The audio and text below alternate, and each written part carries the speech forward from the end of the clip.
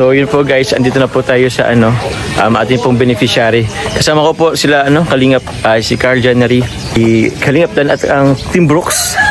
Yan po ang Team Brooks guys. Dami po namin ngayon. Pogi na kasama namin. Grabe madami po kami ngayon guys. Yun. Siya po ang lola po. Ay hello po la. Ay bless muna tayo. Bless tayo kay Lola. Bless po la. Salamat. May naniligaw pa sa'yo, di ba? Oh, Diyos ko po. Ay grabe. Wala. So ayun po mga Kalingap, dito po tayo sa labas po ng bahay nila. Ito po yung kanilang bahay. At ito po si Nanay. Na-bless po Nay. Tama po. Ano po pangalan ni Nay? Gail po. Gail po. Apo, Nanay Gail. Nay, meron po kasing naglapit sa akin. Actually po yung pinsan ko, inilapit po kayo. Actually po, nung last time po saan ako pupunta, nabanggit yata po sa inyo.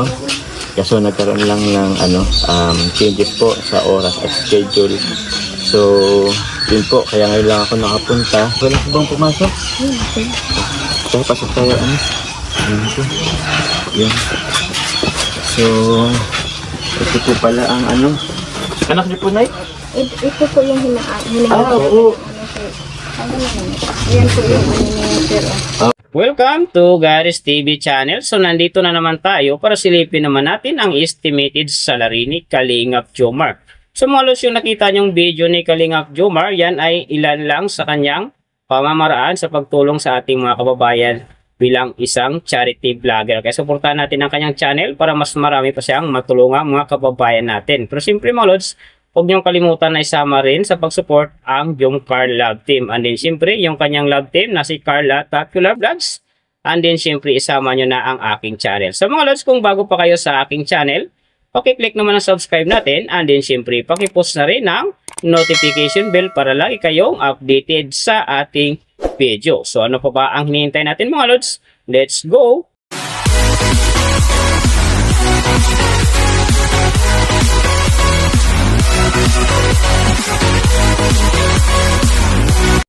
So mga lods, si Kalingap Jomar sa ngayon ay mayroon ng subscriber na 221,000. And then mayroon na rin siyang upload videos na 518. So may views naman siya ngayon na 27 million. And then yung account niya ginawa ito noong June 1, 2023. So doon naman sa kanyang total grade, nakakuha siya ng B+. And then sa kanyang social blade rank naman, nasa 207,480. So doon naman sa kanyang subscriber rank, nasa 2,078. And then sa kanyang views rank naman, nasa 546,182. So doon naman sa kanyang last 14 days na subscriber, nakakuha siya ng 3,000. And then sa kanyang last 14 days na views naman, nakakuha siya ng 863,000. So doon naman sa kanyang last 14 days na earnings, sa kanyang low estimated, nakakuha siya ng $211 US. So times natin sa 57, mayroon siyang 12,027. And then sa kanyang high estimated naman, ang kanyang 14 days earning, nakakuha siya ng $3,400 US. So times natin sa 57, mayroon siyang 193,800. So nakita na natin yung kanyang ranking, last 14 days na subscriber, views, and then yung kanyang earning. Silipin naman natin yung kanyang daily summary from subscriber, views, and then yung kanyang earning. So sa kanyang subscriber mga lods, may 3 araw akong nakita rito na umangat ng tig 1K. Simula nung March 4, nakakuha siya ng 1K. And then nasundan ito ng March 7, nakakuha ulit siya ng 1K. So pagdating naman ng March 14, nakakuha ulit siya ng 1K. Kaya ang kanyang subscriber ngayon nasa 221,000. So doon naman sa kanyang views mga lods, yung mga ganda rito, March 4, nakakuha siya ng 103,000. And then, pagdating ng March 13, nakakuha siya ng 596,000.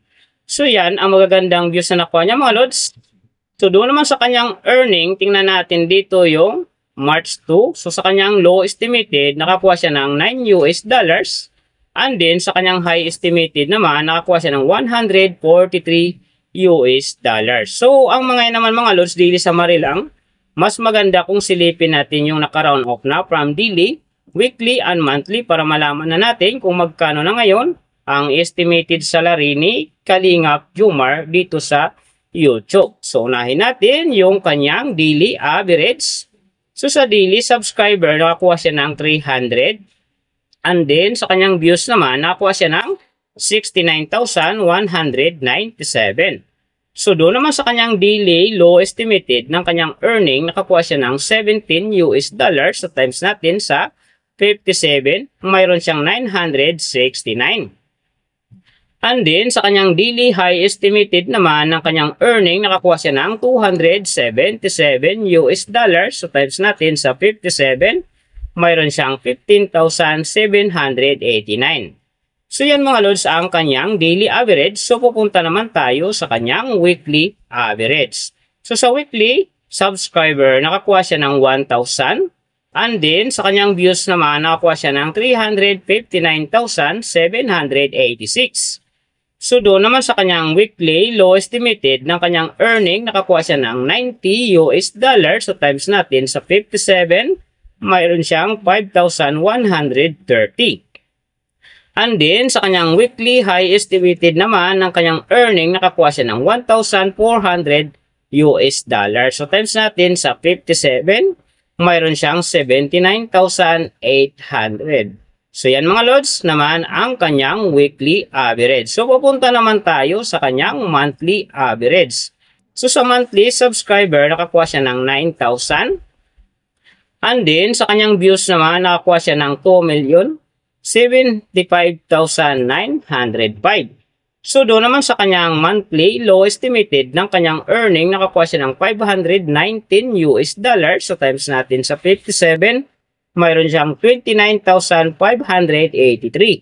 And then, sa kanyang monthly high estimated naman ng kanyang earning, nakakuha siya ng $8,300. So, times natin sa 57, mayroon siyang 473,100. So, yan naman mga lods, ang kanyang monthly average.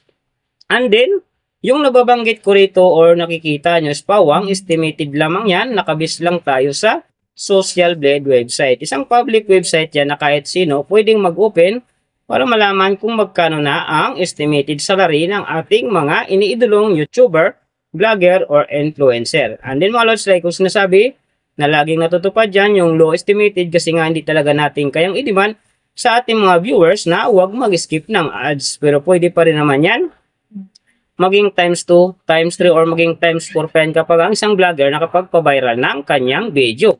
Pero siyempre mga lods, kung supporter ka ni Kalingap Jomar, huwag ka na mag-skip ng ads dahil big help yan sa kanyang channel. And then siyempre sa mga kababayan natin na kanyang tinutulungan dahil siya ay isang charity vlogger. Pero siyempre mga lods, huwag nyo rin kalimutan na huwag na rin skip ang aking ads dahil big help yan sa aking channel. And then siyempre sa aking mga personal na ad ikain. So mga lods, kung nagustuhan nyo ang video na to, pakiclick naman subscribe natin. And then siyempre, pakipost na rin ng notification bell para lagi kayong updated sa ating video. So, big thank you sa lahat ng mga sumusuporta sa aking channel. So, magsusupport pa lang, ingat kayo palagi and God bless. At sana gawain kayo palagi ng Panginoon sa ginagawa niyo araw-araw. At din siyempre, magtagumpay din kayo sa inyong mga pangarap. So, hanggang dito na lang. See you on my next video.